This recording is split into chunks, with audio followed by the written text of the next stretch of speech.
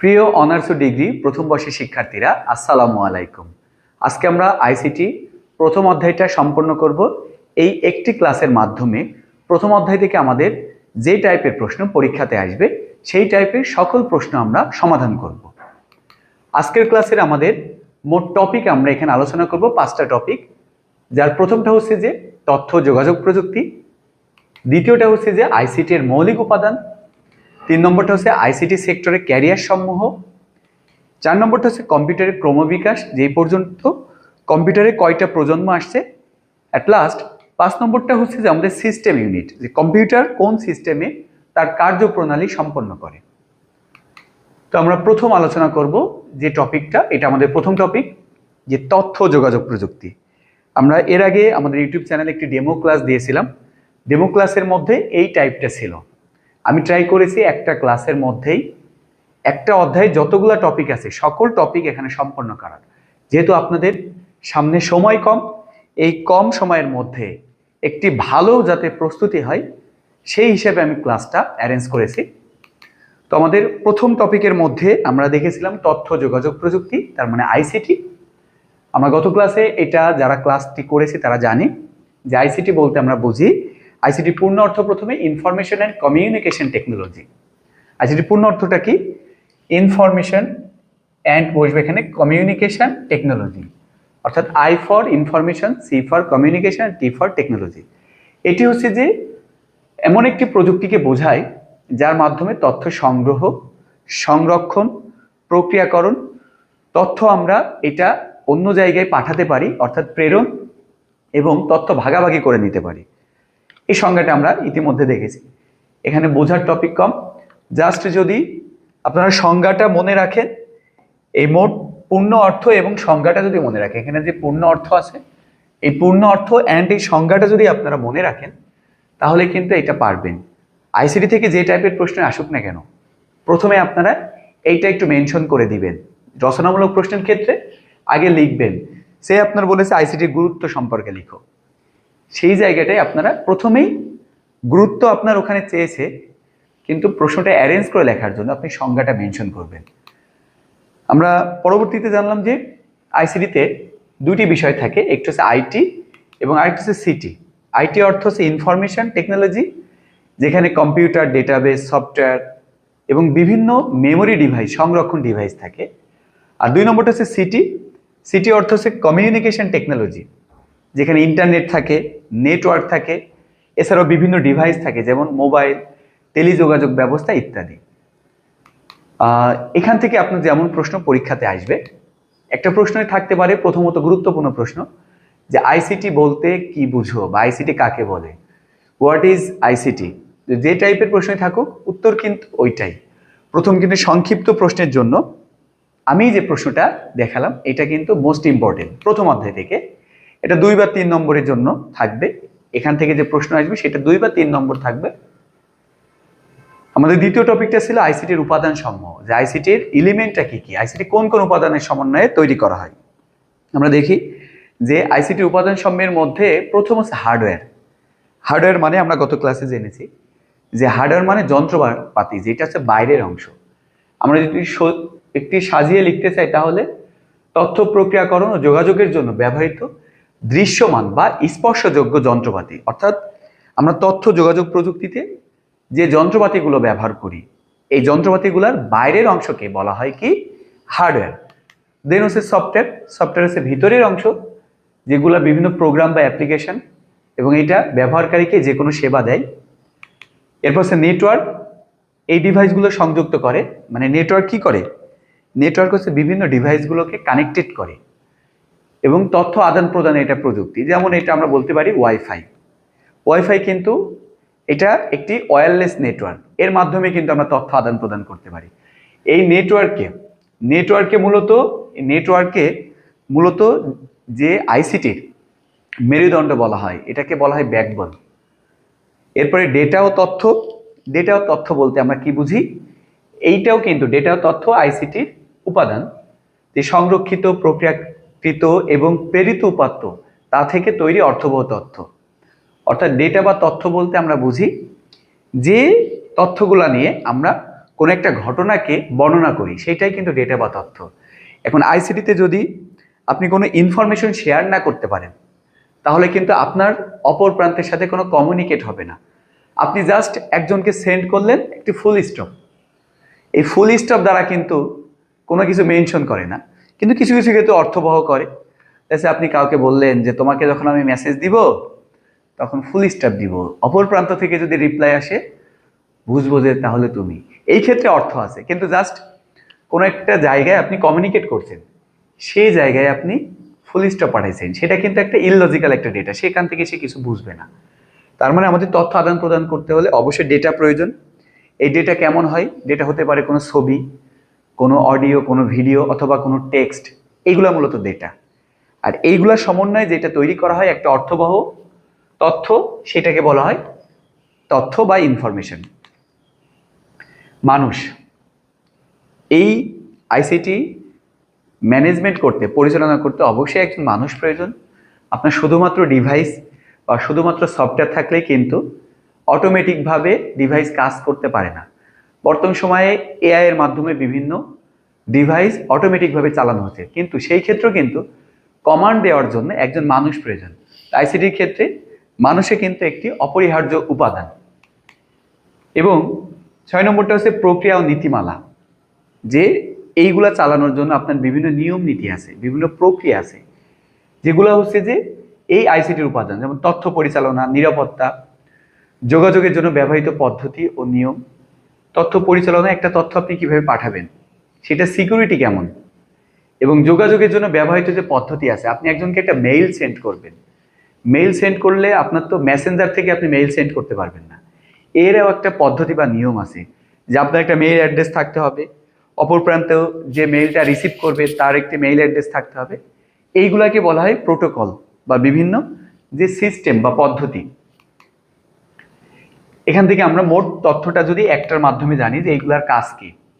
দেখেন, hardware software তথ্য তৈরি করে, এইগুলার মাধ্যমে প্রথম দুইটা উপাদান কি করে, হার্ডওয়্যার এবং সফটওয়্যার কি করে, হার্ডওয়্যার সফটওয়্যার সে তথ্য তৈরি করে। দ্বিতীয় ক্ষেত্রে নেটওয়ার্ক কি করে, নেটওয়ার্ক সেগুলো আদান প্রদান করে।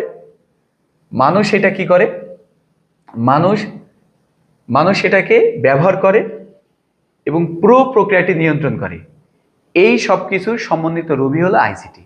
তাহলে আমরা আইসিটির এই টপিকটা লাস্টে এই দুইটা সেন্টেন্সের মাধ্যমে, অর্থাৎ মোট একটা সেন্টেন্সের মধ্যে রাখা, এই যে এখানে এই সেন্টেন্সের মাধ্যমে কিন্তু আমরা আইসিটির মোট উপাদান সম্পর্কে জানতে পারছি।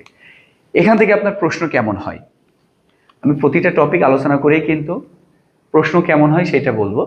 যে আইসিটির উপাদান সমূহ বর্ণনা করো। আমরা ইতিমধ্যে যে উপাদানগুলো এখানে দেখলাম, যে 6টা উপাদান দেখলাম, এই 6টা উপাদানের বর্ণনা করতে বলছে। এই জায়গাও আপনি এই প্রশ্ন যদি রচনামূলক প্রশ্নে আসে, প্রথমে আইসিটি সংজ্ঞাটা লিখবেন, অর্থাৎ আমি প্রথম যে কনসেপ্টটা বলেছিলাম, দেন এই পয়েন্টগুলো দিয়ে আপনি নিজের মতো করেও লিখে দিতে পারেন। আমি একটু শর্ট কিছু তথ্য আগে থেকেই লিখে রাখছি, যাতে ক্লাসটা সংক্ষেপ হয় এবং আপনারা সহজে বুঝেন। তাহলে এখান থেকে যে প্রশ্ন, আইসিটি এর উপাদান সমূহ বর্ণনা করো, আমাদের দ্বিতীয় প্রশ্ন। অলরেডি কিন্তু আমরা দুইটা প্রশ্ন রেডি করেছি। এছাড়াও আসে আইসিটি এর মূল উপাদানগুলো লেখো, একই বিভিন্ন টাইপে আসতে পারে। এটা 2-3 মানে ছোট বড় উভয় টাইপের প্রশ্নের মধ্যে এটা গুরুত্ব বহন করে। আমাদের 3 নম্বর টপিক, আমি ক্লাসগুলো একটু দ্রুত করার ট্রাই করছি, কারণ এখানে বর্ণনামূলক বিষয় আপনাদের মেনলি কষ্ট করে পড়তে হবে। জাস্ট যদি সেক্টরগুলো আমি একটু বোঝাই দিই, তাহলে একটু পড়তে সুবিধা হয়। ক্লাস শেষে আমি এই সম্পূর্ণ ক্লাসের স্লাইডটা দিয়ে দিব, আপনারা সেটা খাতায় লিখে লিখে নিজেরা কিন্তু মুখস্থ করবেন অবশ্যই। এবং একটা বিষয় মনে রাখবেন, যখন আপনি উত্তর মুখস্থ করবেন, প্রশ্নটা মুখস্থ করবেন, কারণ এখনকার শিক্ষার্থীর একটি সমস্যা আছে, উত্তর জানে কিন্তু প্রশ্ন জানে না। পরীক্ষার হলে উত্তর দিচ্ছে, কিন্তু সে জানে না যে এই প্রশ্নটার উত্তর কি হবে, অথচ সে পড়ে গেছে। তার সাইডে একটু দেখলো যে না, আমি তো যে ইনফরমেশনটা জানি সেটাই তো লিখছে, তখন কিন্তু মনে হয় এই প্রশ্ন তো আমি জানি। এর জন্য রিকোয়েস্ট থাকবে, আপনি যখন একটা উত্তর পড়েন, প্রশ্নটা কিন্তু ভালোভাবে মুখস্থ করে নেবেন। আচ্ছা, আমাদের 3 নম্বর টপিক, আইসিটি সেক্টরে ক্যারিয়ার। যে আইসিটি যে আপনি শিখবেন বা আইসিটি নিয়ে আপনি পড়ালেখা করবেন, সিএসসি তে আপনি পড়ালেখা করার ইচ্ছা অনেকের, এখন যেহেতু অনার্স পড়ছেন, এখন তো আর যে ডিপার্টমেন্টে আছেন সেখানেই তো পড়ালেখা করা লাগছে।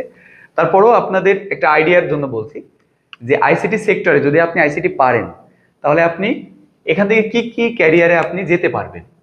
কারণ আইসিটি সেক্টরের ক্যারিয়ার আমরা প্রথমে একটু বর্ণনা লিখব যে বর্তমান বিশ্ব প্রযুক্তি নির্ভর, এটা আমরা জানি। তাই ক্যারিয়ার হিসেবে আইসিটি সেক্টর এখন সবচেয়ে আকর্ষণীয় এবং সম্ভাবনাময়। দেখেন এটা কিন্তু সত্য কথা। পৃথিবীর মধ্যে খেয়াল করেছি যে যারা আইসিটি রিলেটেড বিষয়গুলো নিয়ে কাজ করে তারাই কিন্তু এখন ধনী। আপনি ইলন মাস্কের কথা চিন্তা করেন, এরপরে আপনি স্টিভ জবসের কথা চিন্তা করেন, মার্ক জাকারবার্গের কথা চিন্তা করেন, এনারা কিন্তু সবাই পৃথিবীর ধনীদের শীর্ষে। এখন এনারা কিন্তু এই আইসিটি নিয়েই কাজ করে। দেশে এবং বিদেশে এই সেক্টরের কর্মসংস্থানের বহুমুখী সুযোগ রয়েছে।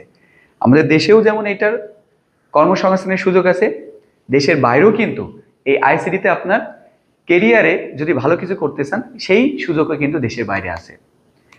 এখন এখানে আমাদের কোন কোন ক্ষেত্রে আমরা আমাদের ক্যারিয়ার বিল্ড আপ করতে পারি, যেমন প্রথম শিক্ষা ও গবেষণা ক্ষেত্রে। আমরা আইসিটি শিখে আমরা শিক্ষা ও গবেষণা ক্ষেত্রে আমাদের ক্যারিয়ার প্রতিষ্ঠিত করতে পারি।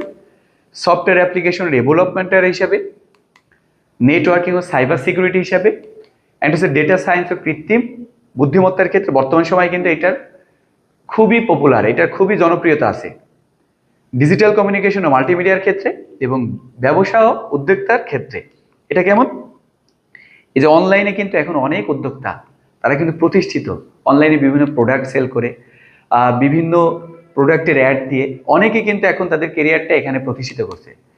এবং অ্যাট লাস্ট হচ্ছে যে আমাদের সরকারি ও প্রশাসনিক খাতের ক্ষেত্রে, দেখুন সরকারি ক্ষেত্রেও কিন্তু আইসিটিতে বিভিন্ন নিয়োগ দেয়, আমরা এগুলো বিস্তারিত জানবো। আপনি একটু স্লাইডটা ভালো করে দেখেন। মোট 7টা সেক্টরে আপনি আপনার কেরিয়ারকে প্রতিষ্ঠিত করতে পারেন। এটা যদি বিস্তারিত আমরা জানি যে প্রথম শিক্ষা ও গবেষণা ক্ষেত্রে, যেমন আপনি ডেটা সায়েন্টিস্ট হতে পারেন, যে কোনো তথ্য নিয়ে গবেষণা করতে পারেন, এই তথ্যটাকে কতভাবে প্রেজেন্ট করা যায়। এরপরে এআই রিসার্চ সায়েন্টিস্ট হতে পারেন, বর্তমান সময়ে কিন্তু এটা খুবই পপুলার যে আপনি এআই কিন্তু সব ক্ষেত্রে কিন্তু এখন এআইটা ব্যবহার করছে, অর্থাৎ মেশিন লার্নিং। আপনি মেশিন লার্নিং শিখেও শিক্ষা গবেষণার ক্ষেত্রে এটা অ্যাপ্লাই করতে পারেন। সিস্টেম অ্যাডমিনিস্ট্রেটর, আপনি কোনো ডিভাইস কিভাবে চালাবেন, কিভাবে পরিচালনা করবেন, আপনি সেটা থেকেও আপনার কেরিয়ারকে প্রতিষ্ঠিত করতে পারেন। গবেষণা ও একাডেমিক লেখক, আপনি একটা বিষয় নিয়ে গবেষণা করতে পারেন অথবা একাডেমিক লেখক হতে পারেন। এটা ছিল আপনার এই প্রথম যে টাইপটা ছিল, এটা আপনার হচ্ছে শিক্ষা ক্ষেত্রে। দ্বিতীয় ক্ষেত্রে হচ্ছে যে আমাদের সফটওয়্যার অ্যাপ্লিকেশন ডেভেলপমেন্টের ক্ষেত্রে। আপনি যে কোনো সফটওয়্যার অ্যাপ্লিকেশন সম্পর্কে প্রোগ্রামিং বা কোডিং শিখে টেকনিক্যাল সাপোর্ট স্পেশালিস্ট হতে পারেন। যে কোনো জায়গায় টেকনিক্যাল সাপোর্ট স্পেশালিস্ট, যে আপনি সহজেই যে কোনো সফটওয়্যারের প্রবলেম হচ্ছে সেটা সমাধান করতে পারবেন। এরপরে নেটওয়ার্ক অ্যাডমিনিস্ট্রেটর হতে পারবেন, একটা নেটওয়ার্ক কিভাবে কানেক্ট করবেন, আপনি এই কম্পিউটার সেক্টর বা আইসিটি সেক্টর থেকে আপনি নেটওয়ার্ক অ্যাডমিনিস্ট্রেটর হতে পারবেন। এরপরে মোবাইল অ্যাপ ডেভেলপার হতে পারবেন, আপনি আইসিটি শিখে মোবাইল অ্যাপ ডেভেলপার। এখন এই যে অ্যান্ড্রয়েড মোবাইলে বিভিন্ন সফটওয়্যার ব্যবহার করা হয়, আপনি অ্যান্ড্রয়েড ভার্সনের সফটওয়্যার ডেভেলপার বা সফটওয়্যার সম্পর্কে আপনি জেনে এই সফটওয়্যারগুলো কিন্তু অ্যাপ স্টোরে ইনস্টল করে বা অ্যাপ স্টোরে আপলোড করে আপনি কিন্তু সেখান থেকেও একটা বড় রকম আর্নিং করতে পারবেন। এবং সবচাইতে জনপ্রিয় যেটা, আমার ড্রিম ছিল এটা কম্পিউটার প্রোগ্রামার। আলহামদুলিল্লাহ আমি প্রোগ্রামে অনেকটা আইডিয়া নিয়েছি, কিন্তু আমার প্যাশন হচ্ছে ক্লাস নিতে বা পড়াতে ভাল লাগে, এই জন্য আর এই সকল কেরিয়ারে বিল্ড আপ হয়নি, শিক্ষকই হয়েছি। এই যে প্রথম আমার কেরিয়ারটা এখানে আমি চুজ করেছি যে শিক্ষা ক্ষেত্রে। পরবর্তী হচ্ছে যে নেটওয়ার্কিং ও সাইবার সিকিউরিটি। এইটা সাইবার সিকিউরিটিরও কিন্তু অনেক ভ্যালু আছে। যে নেটওয়ার্ক অ্যাডমিনিস্ট্রেটর, ওই যে আগে এটা বললাম যে আপনি এটাকে কন্ট্রোল করতে পারেন, নেটওয়ার্কিং যে সিস্টেমটা কিভাবে নেটওয়ার্ক কানেক্ট করতে হয়, কিভাবে এটা আইপি কনফিগার করতে হয়, এই টাইপের বিষয়গুলো। এরপরে সাইবার সিকিউরিটি বিশ্লেষক, আপনি কিভাবে সাইবার সিকিউরিটি স্ট্রং করা যায় এই বিশ্লেষক হতে পারেন। এথিক্যাল হ্যাকার, যে এথিক্যাল হ্যাকার কিন্তু এটা ভালো, এটা হোয়াইট হ্যাট হ্যাকার, যে আপনি বিভিন্নভাবে যে বিভিন্ন তথ্য ইনফরমেশন নিয়ে, মানে কারোর অনুমতি বাদে আপনি ইনফরমেশন নিয়ে যেটা ভালো উদ্দেশ্যে আপনি কোনো একটা কাজ করছেন, এই মানে এটা না আপনি কারো আইডি হ্যাক করছেন, ভালো উদ্দেশ্য নিয়ে, যে এখন চোর কিন্তু চোররে ধরতে পারে, সেজন্য এথিক্যাল হ্যাকার, যেটা হোয়াইট হ্যাট হ্যাকার, মানে ভালো হ্যাকার। এটা উপকারী একটা কোম্পানির জন্য বা একটা প্রতিষ্ঠানের জন্য একজন, এটা ধরতে পারেন হেল্পফুল একটা হ্যাকার। এরপর হচ্ছে নিরাপত্তা পরামর্শদাতা, আপনি বিভিন্নভাবে পরামর্শ দিতে পারেন আইসিটি সেক্টরের যে বিষয়গুলো আছে। এইগুলা ছিল আপনার নেটওয়ার্কিং এবং সাইবার সিকিউরিটির ক্ষেত্রে এই তথ্যটা ছিল। আমাদের পরবর্তী যে টপিকটা সেটা হচ্ছে ডেটা সায়েন্স ও কৃত্রিম বুদ্ধিমত্তা। এটা ডেটা সায়েন্স, যে ডেটা নিয়ে গবেষণা করা, এবং কৃত্রিম বুদ্ধিমত্তার ক্ষেত্রে যেমন আপনি ডেটা সায়েন্টিস্ট হতে পারেন, মানে ডেটা নিয়ে গবেষণা করে, ডেটা বিজ্ঞানী মানে এটা নিয়ে গবেষণা করা। আমরা আগেও দেখেছি এআই গবেষক, আপনি আর্টিফিশিয়াল ইন্টেলিজেন্স নিয়ে কাজ করতে পারেন। দেন বিগ ডেটা স্পেশালিস্ট, অনেক বড় বড় ডেটা নিয়ে কাজ করা যায়। এটা ছিল আমাদের পরবর্তী পয়েন্ট হচ্ছে যে ডিজিটাল কমিউনিকেশন ও মাল্টিমিডিয়া। এটাও কিন্তু খুব একটা ভালো সেক্টর, যেখানে সফটওয়্যার ডেভেলপার হতে পারেন, সফটওয়্যার ইঞ্জিনিয়ার, আপনি আইসিটিটা শিখে সফটওয়্যার ইঞ্জিনিয়ার হতে পারেন, নেটওয়ার্কিং ইঞ্জিনিয়ার হতে পারেন। সফটওয়্যার ইঞ্জিনিয়ার কিন্তু একটা খুব ভালো শোনায় না? দেন হচ্ছে গ্রাফিক ডিজাইনার হতে পারেন, বিভিন্ন ডিজাইন করে এবং সুন্দর ডিজাইন করে। গ্রাফিক ডিজাইনারে কিন্তু অনেক মূল্য, আপনার বিভিন্ন লোগো ডিজাইন করে। এই সকল যারা ফ্রিল্যান্সিং বা আপওয়ার্কে কাজ করে, তারা কিন্তু এই প্রফেশনটা, এই যে এই গ্রাফিক, এই ডিজাইনার, এই সেক্টরটা কিন্তু তারা চুজ করে, কারণ এটা সহজ। দেন হচ্ছে মাল্টিমিডিয়া কন্টেন্ট ক্রিয়েটার, আপনি কন্টেন্ট ক্রিয়েটার হতে পারেন, তাহলে টিকটকার না, মানে বিভিন্ন যেগুলো ভ্যালিড কন্টেন্ট ক্রিয়েটার। এই ছিল আমাদের ডিজিটাল কমিউনিকেশন ও মাল্টিমিডিয়া সেক্টর। পরবর্তীতে আমাদের 6 নম্বর আর একটা সেক্টর আছে ক্যারিয়ারে, ব্যবসা উদ্যোক্তা খাতের ক্ষেত্রে ই কমার্স উদ্যোক্তা, যেটা ই কমার্সের ক্ষেত্রে ই কমার্স উদ্যোক্তার ক্ষেত্রে যে আপনি যে অনলাইনে যে বিভিন্ন যে ব্যবসা বাণিজ্য করার ক্ষেত্রে সফটওয়্যার ও অ্যাপ্লিকেশন ডেভেলপমেন্ট, এটাও ব্যবসা উদ্যোক্তার ক্ষেত্রে পড়ে। যে আপনি বিভিন্ন সফটওয়্যার দিয়ে, দেখেন আপনারা উবার সফটওয়্যারের নাম শুনছেন না? দেখেন ওনার কিন্তু প্রথম যখন এই সফটওয়্যার ডেভেলপ করে, ওনার কিন্তু নিজস্ব কোনো গাড়ি ছিল না, একটা অ্যাপস ডেভেলপমেন্ট করে এখন সে কিন্তু এই সারা বাংলাদেশের যত গাড়ি আছে সকল গাড়ির সে মালিক, তার নিজস্ব নাই কিন্তু। শুধু দেখেন একজন সফটওয়্যার ডেভেলপারের কি পাওয়ার, একটা সফটওয়্যার সে ডেভেলপ করেছে এবং সেই সফটওয়্যারটা সবার জন্য একটা গ্রহণযোগ্যতা পেয়েছে। তাহলে আপনি আপনার কেরিয়ারটা সফটওয়্যার ইঞ্জিনিয়ার হিসেবে বা অ্যাপ্লিকেশন ডেভেলপার হিসেবেও প্রতিষ্ঠিত করতে পারেন, এবং অ্যাজ এ ফ্রিল্যান্সার হিসেবেও আপনি আপনার কেরিয়ারটাকে বিল্ড আপ করতে পারেন। এই ফ্রিল্যান্সাররা কিন্তু এখন বর্তমান সময়ে বাংলাদেশে অনেক অনেক টাকা ইনকাম করে, যারা প্রতিষ্ঠিত তারা কিন্তু অনেক টাকা ইনকাম করে। এবং আইটি কনসালটেন্ট হতে পারেন, আপনি আইটি নিয়ে গবেষণা করতে পারেন। আমাদের লাস্টের বিষয় হচ্ছে সরকারি ও প্রশাসনিক খাতের ক্ষেত্রে আপনি আইসিটি শিখে বিভিন্ন গভর্নমেন্ট জব এবং বিভিন্ন প্রশাসনিক ক্ষেত্রেও আপনার কেরিয়ারটাকে প্রতিষ্ঠিত করতে পারেন। সেটা কিভাবে? যেমন আপনি আইটি অফিসার হতে পারেন, খুব ডিমান্ডেবল একটা চাকরি। ই গভর্নেন্স সিস্টেম ম্যানেজার হতে পারেন, সরকারি যে ই গভর্নেন্স ইলেকট্রনিক যে ম্যানেজমেন্টটা আছে, এই সিস্টেম ম্যানেজার আপনি হতে পারেন। আইটি প্রজেক্ট ম্যানেজার, সরকারের বিভিন্ন প্রজেক্ট চলে, এই প্রজেক্টকে আপনি কোঅর্ডিনেটও করতে পারেন। এই ছিল আমাদের আইসিটির, যে আপনি আপনার ক্যারিয়ারটাকে কিভাবে প্রতিষ্ঠিত করবেন সেই সেক্টরগুলো। এখান থেকে প্রশ্ন কেমন আসে দেখেন, আইসিটি সেক্টরে ক্যারিয়ারের সুযোগ সমূহ বর্ণনা করো। 7টি খাতে যে কোনো একটি দিয়ে বলতে পারে, বিস্তারিত লিখো। অর্থাৎ ওখানে যে খাতগুলো আছে সেই খাতগুলো সংক্ষেপ প্রশ্নের মধ্যে যে কোনো 2টি খাতের মধ্যে তুলনা করো। এগুলার মধ্যে বড় ছোট উভয় প্রশ্ন থাকতে পারে। তো তার মধ্যে আমার ব্যক্তিগতভাবে মনে হয় যে আপনাদের মোস্ট যে ইম্পর্টেন্ট, প্রথম অধ্যায় থেকে যদি কোনো প্রশ্ন থাকে তাহলে ধরতে পারেন এই প্রশ্নটা, প্রথম প্রশ্নটা, যে আইসিটি সেক্টরে ক্যারিয়ারের সুযোগ সমূহ বর্ণনা করো। আপনার এই প্রশ্নটা ধরে নিতে পারেন যে পরীক্ষাতে আসবেই, অ্যান্ড যদি হুবহু এই টাইপটাও না আসে, এই প্রশ্নের মধ্যে যে টাইপটা আছে, এই যে নিচে যে 2টা প্রশ্ন, এই কনসেপ্টে আসবে। আপনি যতগুলো প্রশ্ন পড়লেন তার মধ্যে ধরতে পারেন এটা শিওর প্রশ্ন, কারণ প্রথম অধ্যায়ে আলোচিত টপিকে ওইটা। আমাদের পরবর্তী টপিক 4 নম্বর টপিক, যে কম্পিউটারের ক্রমবিকাশ বা প্রজন্ম। কম্পিউটার এই পর্যন্ত কয়টা প্রজন্ম আসছে, সেই প্রজন্ম আমরা যদি খেয়াল করি, কম্পিউটারের প্রজন্ম কাকে বলে? জন্ম থেকে কম্পিউটার বর্তমান সময় পর্যন্ত বিভিন্ন সময় আপডেট হয়েছে, এগুলোকে বলা হয় কম্পিউটারের প্রজন্ম, কম্পিউটারের জেনারেশন। এই জেনারেশন মূলত 5টি ভাগে ভাগ করা যাচ্ছে, যেটা হচ্ছে 1G 2G 4G 5G। আমরা এখন 5G তে আছি, অর্থাৎ প্রথম প্রজন্ম, দ্বিতীয় প্রজন্ম, তৃতীয় প্রজন্ম, চতুর্থ এবং পঞ্চম। তাহলে একটা কম্পিউটারের প্রজন্ম কয়টা? 5টা প্রজন্ম। আমরা এর বিস্তারিত জানবো। এটাও কিন্তু প্রথম অধ্যায়ের মোস্ট ইম্পর্টেন্ট প্রশ্ন। বিস্তারিত হচ্ছে যে প্রথম প্রজন্ম যদি আমরা বলি, প্রথম প্রজন্ম আমরা 1G, এই প্রজন্ম কত থেকে ছিল? 1942 থেকে 1995, এগুলো মুখস্থ। এই প্রজন্মের মধ্যে যে ভ্যাকুয়াম টিউব ছিল, এই প্রজন্মে যে কম্পিউটার, এটা একটা অ্যানালিটিক্যাল ইঞ্জিন হিসাবে ছিল, একটা বড় মনে হতো একটা ইলেকট্রিক ইঞ্জিন। এরপরে ম্যাগনেটিক ড্রাম এবং পাঞ্চ কার্ড ছিল এই প্রজন্মের কম্পিউটারে। এখানে প্রোগ্রামিং ভাষা হিসাবে মেশিন ভাষা ব্যবহার করা হতো, মেশিন যে লার্নিং, বাইনারি যে ভাষাটা। উদাহরণস্বরূপ ওই প্রজন্মের কম্পিউটারে বিভিন্ন মডেল ছিল, যেমন ইউনিভ্যাক 1, IBM 650, IBM 701 এবং ইনিয়াক। এগুলো ওই প্রজন্মের কম্পিউটারের মডেল বা নাম।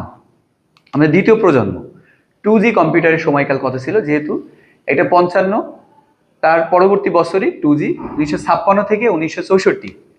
এই প্রজন্মে যেমন এখানে ছিল ভ্যাকুয়াম টিউব, এখানকার প্রযুক্তি ছিল ট্রানজিস্টর।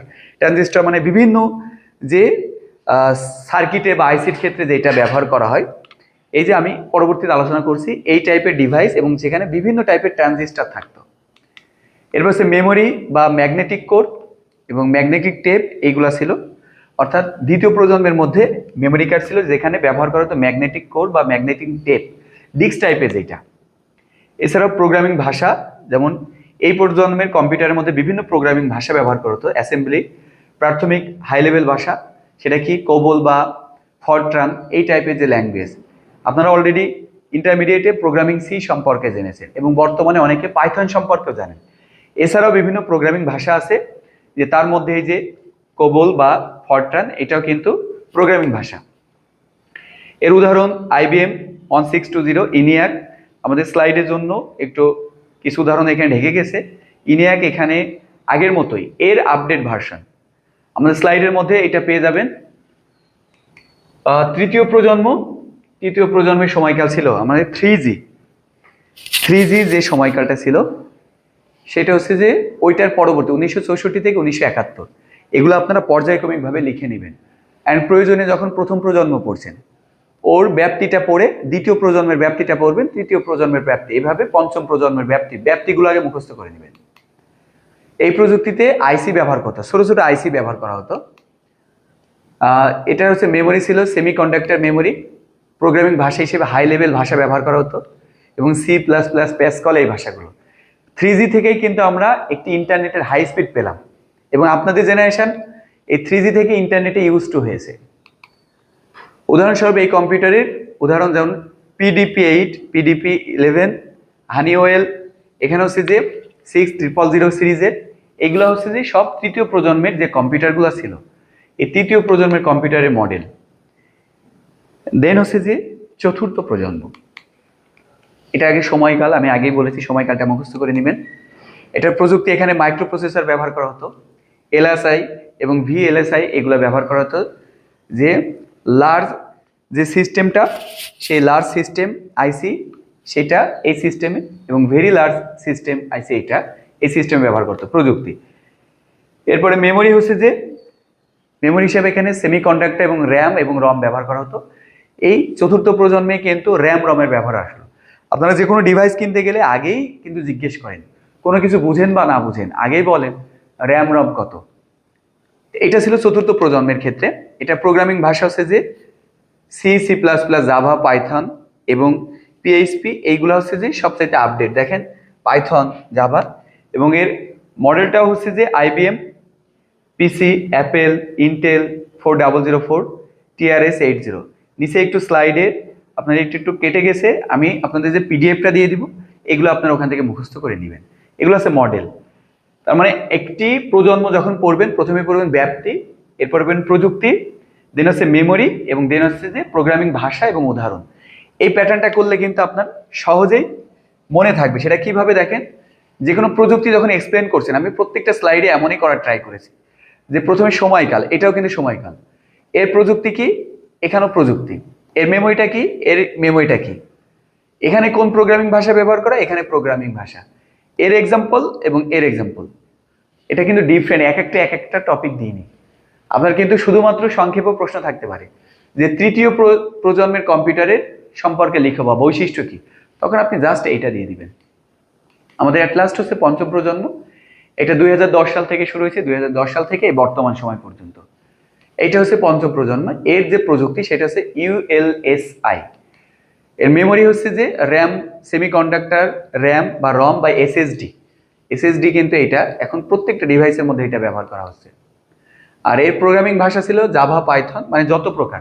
এবং আমাদের এআই যেটা প্রোলগ বা লিপস, এমএল, এগুলো কিন্তু সব প্রোগ্রামিং ভাষা। যারা প্রোগ্রামার তারা কিন্তু সহজে এই ভাষাগুলো জানে। আমাদের পরবর্তী ক্লাসগুলোতে এইগুলা আছে, আমরা আলোচনা করব সেখানে। এর উদাহরণ তাহলে পঞ্চম প্রজন্মের কম্পিউটার কোনগুলো? IBM ল্যাপটপ, যেগুলো একদম খুব updated, notebook, robotics, Google, AI, IBM, এগুলো হচ্ছে যে সব পঞ্চম প্রজন্মের কম্পিউটারের উদাহরণ। এখান থেকে যে টাইপের প্রশ্ন হবে, কম্পিউটারের প্রজন্ম সমূহ বর্ণনা করো। আমি এই প্রশ্নটা কত পার্সেন্ট দিব? অজস্র। এটা আসবে। প্রথম অধ্যায় থেকে 2টা প্রশ্নেরই প্রাধান্য বেশি, তার মধ্যে কিন্তু এটা। এখানে বলতে পারে 5টি প্রজন্মের যে কোনো একটি এর বৈশিষ্ট্য লিখো, এটা সংক্ষিপ্ত প্রশ্ন। যে কোনো 2টি প্রজন্মের মধ্যে তুলনা করো, এর পার্থক্য লিখো। যে কোনো 2টি প্রজন্মের মধ্যে যে পার্থক্য আছে, এই 2টি প্রজন্মের পার্থক্য লিখো। এটা 2, 3, 4 মানে ছোট বড় উভয় ধরনের প্রশ্নের জন্য ইম্পর্টেন্ট। আমাদের লাস্ট টপিক এই অধ্যায়ের, মোট অধ্যায়টাকে আমি 5টা টপিকে কমপ্লিট করেছি। ইনশাল্লাহ এই একটি ভিডিওর মাধ্যমেই আপনারা এই প্রথম অধ্যায় থেকে প্রস্তুতি নিতে পারেন। আমি ট্রাই করেছি প্রত্যেকটা অধ্যায় মোটামুটি একটা, এবং যেগুলা বড় অধ্যায় সেগুলো সর্বোচ্চ 2 থেকে 3টা পার্টে ক্লাসটা সম্পন্ন করতে। তো আমাদের এখানে 5টা টপিক, এই 5টা টপিকে যদি আপনি রেডি করে পরীক্ষার হলে যান, ইনশাল্লাহ প্রথম অধ্যায় থেকে সম্ভাব্য যত প্রশ্ন আছে আপনি উত্তর দিতে পারবেন। আচ্ছা, আমাদের কম্পিউটার সিস্টেম ইউনিট, আগে আমরা লিখবো যে কম্পিউটার সিস্টেম ইউনিট কাকে বলে। কম্পিউটার সিস্টেম ইউনিট হলো কম্পিউটারের প্রধান অংশ, যা একটি বাক্সের মতো কাঠামোর ভেতর থাকে। আমরা কম্পিউটারে একটা CPU দেখেছি না, একটা বাক্স, ওই বাক্সটাকে বলা হয় যে কম্পিউটারের সিস্টেম ইউনিট। একে কম্পিউটারের মস্তিষ্ক বা প্রাণকেন্দ্র বলা হয়। এই CPU-কে সেন্ট্রাল প্রসেসিং ইউনিট, সিস্টেম ইউনিটকে কিন্তু কম্পিউটারের মাথা বলা হয়, মস্তিষ্ক কেন বলা হয়? যেমন আমাদের দেহের সকল জৈবিক কাজ কিন্তু আমাদের ব্রেন সম্পন্ন করে, তেমনি কম্পিউটারে যত কাজ আছে এই সকল কাজ এই CPU, ওই যে যেটা বাক্স বলতেছি আমরা, ওই বাক্সটা কিন্তু সম্পন্ন করছে। এই জন্য এটাকে কম্পিউটারের মস্তিষ্ক বা প্রাণ কেন্দ্র বলা আছে। এছাড়া কম্পিউটার অচল। যদি আপনি ওই CPU বাদে কম্পিউটার কল্পনা করেন, তাহলে ওইটা ধরতে পারেন একটা টিভি, একটা স্মার্ট টিভি হোক বা মনিটর একটা। এর উপাদান সমূহ, এখানে কি কি উপাদান আছে? যেমন প্রথম যে উপাদান সেটা হচ্ছে CPU, সেন্ট্রাল প্রসেসিং ইউনিট। এরপর আছে মাদারবোর্ড। মাদারবোর্ডটা অনেকটা এই টাইপের মতো হয়ে থাকে, যে যার সাথে বিভিন্ন তথ্য সংযুক্ত থাকে। এই টাইপের, এখানে বিভিন্ন পোর্ট দিয়ে, কেবল দিয়ে সংযুক্ত থাকে। এরপর আছে র্যাম মানে যেখানে বিভিন্ন তথ্য সংরক্ষিত থাকে।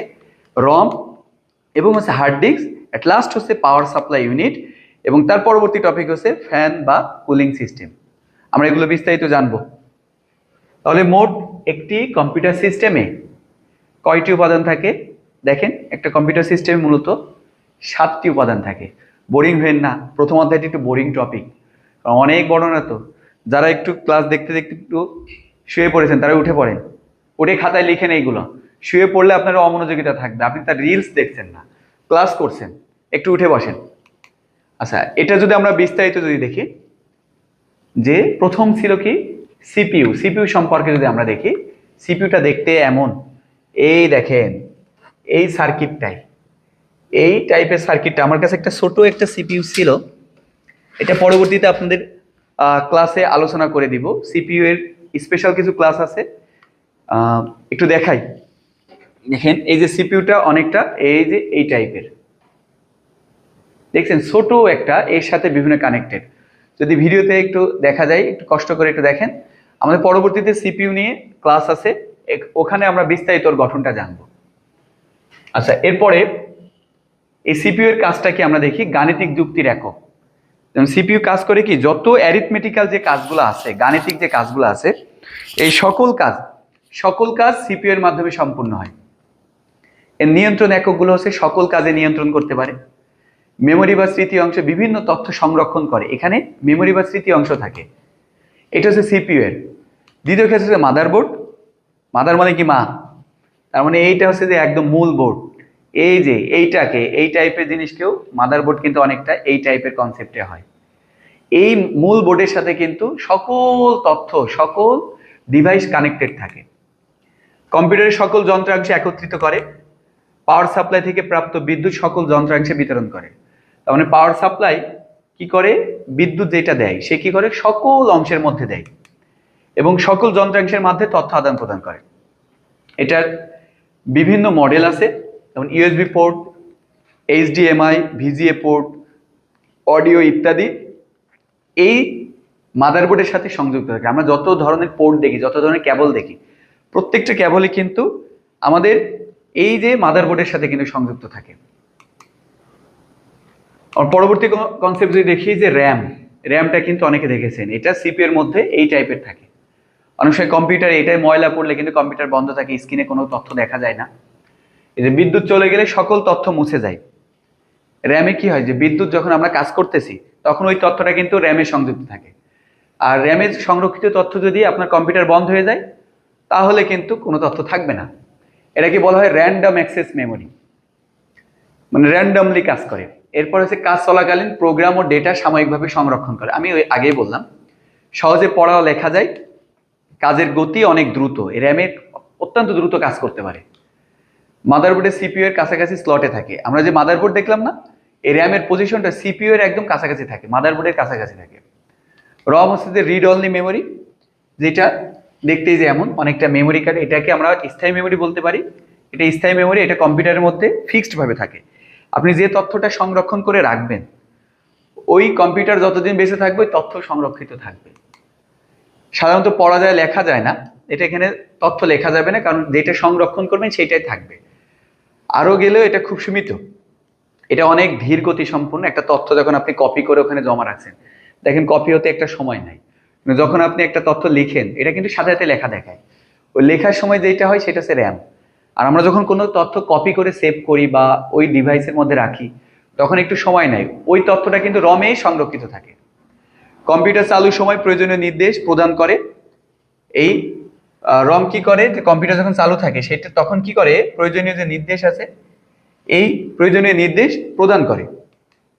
এবং মাদারবোর্ডে স্থায়ীভাবে সিপ আকারে থাকে। এটা মাদারবোর্ডে এই র্যামটা একদম স্থায়ীভাবে থাকে, এটা পার্মানেন্টলি ওখানে থাকে। স্থায়ী নির্দেশ সংরক্ষণের জন্য এটা ব্যবহার করা হয়, যে কোনো এটা পার্মানেন্টলি কোনো তথ্য সংরক্ষণের জন্য ব্যবহার করা হয়। এরপরে ছিল হার্ড ডিস্ক। এই যে হার্ড ডিস্কে কিন্তু কম্পিউটার হার্ড ডিস্ক সকল তথ্য এখানে জমা থাকে, এটা ডিস্ক টাইপের মতো। যেটা প্রধান কাজ ডেটা সংরক্ষণ করা। হার্ড ডিস্কে কিন্তু সকল ডেটা, অনেক সময় কম্পিউটার নষ্ট হয়ে গেলে হার্ড ডিস্ক নষ্ট হয়ে গেছে, মানে সকল ডেটা চলে যায়। এরপর স্থায়ী স্টোরেজ হিসেবে এটা ব্যবহার করা, এটাও ওই রম যেমন স্থায়ী মেমোরি, হার্ড ডিস্কও কিন্তু একটা স্থায়ী মেমোরি। ডেটা পড়া ও লেখার জন্য এটা দ্রুত গতি সম্পন্ন স্টোরেজ। পরবর্তী ছিল পাওয়ার সাপ্লাই ইউনিট। ডিভাইস আছে কিন্তু বিদ্যুৎ নাই, তাহলে তো হবে না। তাহলে কি আমার কম্পিউটারের মধ্যে পাওয়ার সাপ্লাই ইউনিট আছে, এর কাজ কি, এসি কারেন্টকে ডিসি কারেন্টে রূপান্তর করে। আমরা যে কারেন্টটা দিচ্ছি সে এসি কারেন্ট, এই এসি কারেন্টকে অল্টারনেটিভ কারেন্টকে ডিরেক্ট কারেন্টে রূপান্তর করে। স্থিতিশীল বিদ্যুৎ সরবরাহ করে, এখানে বিদ্যুৎটা সরবরাহ করে পাওয়ার সাপ্লাই। উপাদানগুলোতে বিদ্যুৎ বিতরণ করে থাকে। পাওয়ার সাপ্লাই কি করে, যতগুলো ডিভাইস আছে আপনি একটা সিপিইউ এর মধ্যে যা যা কানেক্টেড করবেন প্রত্যেকটা উপাদানের মধ্যে এই বিদ্যুৎ দিয়ে থাকবে। এরপরে যখন ওভারলোড হয়, ওভারলোডের সময় কি করে, এটা সুরক্ষা দেয়, সেভ করে। এবং পরবর্তী যে সিপিইউ এর মধ্যে যেটা থাকে সেটা হচ্ছে ফ্যান বা কুলিং সিস্টেম। এখন যখন আমি কাজ করতেছি, কম্পিউটার যখন কাজ করা হয়, আপনি ইভেন ফোনেও যখন কাজ করবেন তখন কিন্তু ওইটা অনেকক্ষণ কাজ করার পরে ওটা হিট হয়ে যায়। তো সিপিইউ এর মধ্যে দেখবেন কর্নারে ছোট ফ্যান থাকে, ওই ফ্যানটাকেই বলা হয় কুলিং সিস্টেম। এটি মূলত যন্ত্রাংশকে ঠান্ডা রাখে। এই অংশ থেকে যেমন প্রশ্ন পাবেন, এটা একটা ইম্পর্টেন্ট সেক্টর। সিস্টেম ইউনিটের উপাদান সমূহ লিখো। অর্থাৎ আমরা যতগুলো উপাদান পড়লাম সকল উপাদান সিপিইউ থেকে শুরু করে নিয়ে কুলিং ফ্যান পর্যন্ত সিস্টেম ইউনিটের উপাদান সমূহ বর্ণনা করো। একই টাইপের প্রশ্ন থাকবে এবং যে কোনো একটি উপাদানের বিস্তারিত লেখো। আপনার জাস্ট রম সম্পর্কে লিখতে বলতে পারে, র্যাম এবং রমের মধ্যে পার্থক্য লিখতে বলতে পারে। একটা প্রশ্ন থেকে কিন্তু আপনি সকল তথ্য পাচ্ছেন। এবং যে কোনো একটি উপাদানের কাজ লিখো। ওখানে আপনার যে কোনো একটা উপাদান উল্লেখ করে দিচ্ছে, যে কোনো দুইটি উপাদানের মধ্যে পার্থক্য লিখো, আগেই বললাম। এগুলো আপনার ছোট বড় উভয় প্রশ্নের ক্ষেত্রে আসতে পারে। তো এরপরে আমরা চ্যাপ্টার 2টা করব। আশা করি আজকে যে টপিকগুলো আলোচনা করলাম এই টপিকগুলো ছিল বর্ণনামূলক, বোঝার কনসেপ্ট কম, মুখস্থ করার কনসেপ্ট বেশি। আপনারা এটা খাতায় লিখে লিখে এটা লিখবেন, অবশ্যই লিখে দেন, এটা আবার রিভিশন দিবেন। একবার লিখে রাখলেন, পরীক্ষার আগ মুহূর্তে আবার রিভিশন দিচ্ছেন, এমন না। এখন থেকে এটা লেখার প্র্যাকটিস করবেন। আমি ট্রাই করব পরবর্তীতে আপনাদের এই টপিকগুলোর উপরে অনলাইনে পরীক্ষা নেওয়া, তখন দেখবো যে কে কেমন পারেন। এরপরে আমরা আমাদের দ্বিতীয় অধ্যায়ের ক্লাস দিব। আজকে এই পর্যন্তই। আশা করি যারা ক্লাসটি শুরু থেকে শেষ পর্যন্ত মনোযোগ সহকারে দেখেছেন তারা ক্লাসটি ভালোভাবেই বুঝেছেন। এই ক্লাসটি করার পর আমি ক্লাসের স্লাইডটা গ্রুপের মধ্যে আপলোড করব, ওইটা আপনারা খাতায় নোট করবেন। এরপরও যদি আপনাদের কোনো প্রশ্ন থাকে অবশ্যই গ্রুপের মধ্যে, আমাদের যে হোয়াটসঅ্যাপ গ্রুপ আছে এই গ্রুপে আপনারা প্রশ্ন করতে পারেন। ভালো থাকবেন সবাই, সবার জন্য শুভকামনা।